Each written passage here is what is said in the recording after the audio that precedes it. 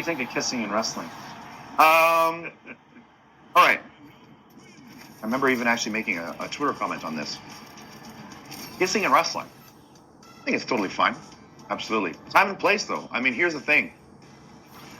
I think if you're doing something just to get attention, I mean, that's what wrestling's all about, I suppose. You're just trying to get attention. You're trying to get eyeballs placed on you. But when you do something that could possibly have meaning, a deep meaning, and you're throwing that away just for a quick one-time pop from the crowd, one-time reaction, you're possibly losing out on how to maximize that for future reference.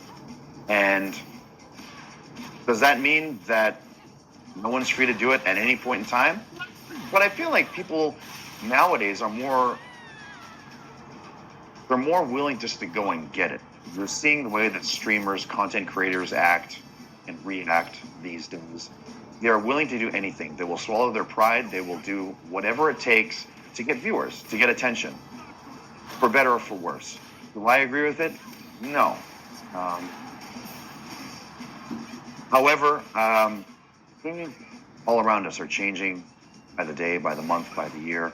I think the entire face of professional wrestling is set to change before our very eyes. We will be in the generation where what we do right now, in this moment, in a professional wrestling show is going to change so dramatically between now and, till 2030-ish or so, I would say. Things are going to get very, very strange, and we're sort of starting to see that change.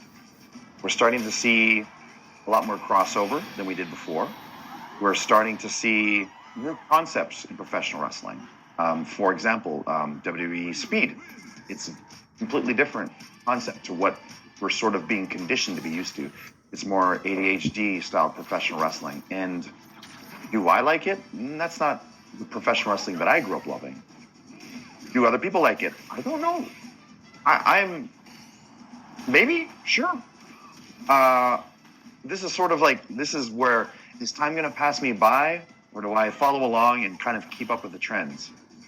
And some people will say, I know I need to evolve. I know I need to change what I'm doing. And then there might be some people that will just think, you know what, I'm good. I clearly don't understand what's happening anymore, nor do I want to be a part of it. And then maybe we'll just leave that as that. I hope that at some point, in the future, that current wrestling will be preserved to some degree. I grew up being a huge fan of everything, character work, storylines, gimmicks, but of course the in-ring action as well. So as much as I enjoy the way professional wrestling has evolved, if it went back to how I watched it and consumed it during the 90s, I think I would love that again too. But because of this new wrestling where it's a lot more, I don't know how else to put it. It's based on it's based, all right, it's more like a stage production now. It's long-term choreography over a set period of time. You're having guys that are choreographing matches and rehearsing stuff months and months and months out, performing it, and then the fans are believing that they are seasoned veterans. And it's not that, but you can think that, and that's totally fine. That's just how the sport and the performance part in the sport has evolved. And I'm seeing it, I'm analyzing it, I'm trying to understand it, and if and when I do come back, hopefully there's a spot for me. Hopefully it looks like I still belong in today's current wrestling style, in today's current wrestling environment. So maybe in that future, everyone's going to be kissing everybody. Like, I don't know. Seriously, I don't know. But if that's what everyone likes, if that's what's getting ratings, I can't really decide what's right or what's wrong. That's for the people to decide. That's for what people are tuning in to see. I said it before, and I'd said it again a million times. Like, I think we could be, and for better or for worse, we might see the main events of the biggest shows of the year being headlined by someone like Mr. Beast. Is he a great wrestler? Does he deserve it? No, of course not. What did he do? Will people watch? Yeah, of course they would. And then when that becomes all you watch, if that's all you have to look forward to, in default, those kind of become the best wrestlers to the viewers.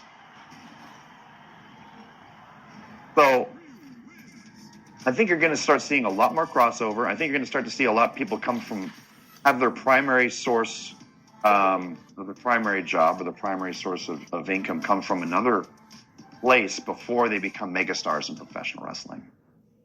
So, and Spicer 97, like saying right there, Logan Paul is a fantastic wrestler. Great. I'm glad you think so, and I'm glad he's able to convince you such a thing. However, Logan Paul walk into New Japan and do a G1 where you have to walk in every night and have an actual banger. No, he absolutely could not. Is he going to get there between now and... I mean, it depends on his commitment level. And not only that, but does it matter? No, he's clearly setting his roots down in WWE, and that's where he wants to succeed, and that's where he wants to be a star, and that totally makes sense. So for the WWE style and for what they're willing to do for him, give him time, allow him to grow, develop, and get more used to get more familiar with his surroundings. Take the time to have him have everything up in here. Make sure that when it comes time to perform, what it is that they've rehearsed, what they've scripted, that he'll be able to pull it off as though he just showed up to the arena, like you know how the old timers did back in the day, the Terry Taylors and the Terry Funks. I don't know why I picked two people that were named Terry, but you know what I mean. It could have been anybody. Terry Crews. They're Terry Crews. There you go. Yep. I don't normally play on pad, guys. That's why I'm sucking. Terry Gordy. There we go. Yeah. Okay. Which WWE wrestler would I like to see in the G1? I mean, is Ricochet ever in it? Not the G1, but the Best of Super Juniors. Yeah. No, I mean, again, I said it again, said before, said a million times. Ilya Dragunov would probably be the best guy to have. He just embodies that style. Actually, you know what? Sorry, Ilya would be great in the Super Juniors. You need Gunther. Gunther in the G1 would be exactly who you'd want to see. You'd have to see someone like that.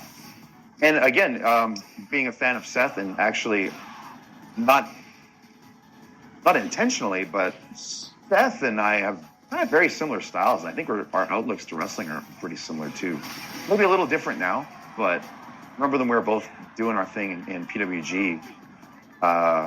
When we traveled a lot together actually. Back in the Ring of Honor days, we were always hanging out together. I'd sort of found a bit of a kindred spirit a little bit. We had very similar musical tastes. I was, of course, a little more into nerdier stuff than Seth. I'm a huge gamer, as you guys may or may not know. But no, we were both very much invested into telling stories using our natural athletic ability.